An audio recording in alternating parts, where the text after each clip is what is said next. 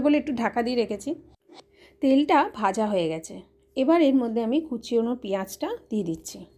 পেঁয়াজগুলোকে লাল লাল করে ভেজে নিতে হবে। এবার একটা ভাজা মশলা রেডি করেছি। জিরে, ধনে, মৌরি, এলাচ, দারচিনি, লবঙ্গ আর শুকনো লঙ্কা ভালো করে ভেজে গুঁড়ো করে রেখেছি।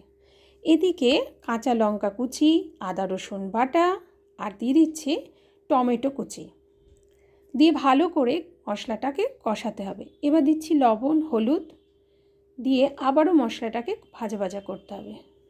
শুকনো লঙ্কার গুঁড়ো দিলাম, দিয়ে মশলাটা ভালো করে ভাজা করে নিয়ে মাছগুলোকে দিয়ে দিচ্ছি। এবার মাছের সাথে ভালো করে মশলাটা যাতে ম্যারিনেট হয় তাই সামান্য জল দিয়ে দিলাম। আর দিচ্ছি ভেজে রাখা মশলা, ওটা দিয়ে বেশ খানিকক্ষণ কষাতে হবে।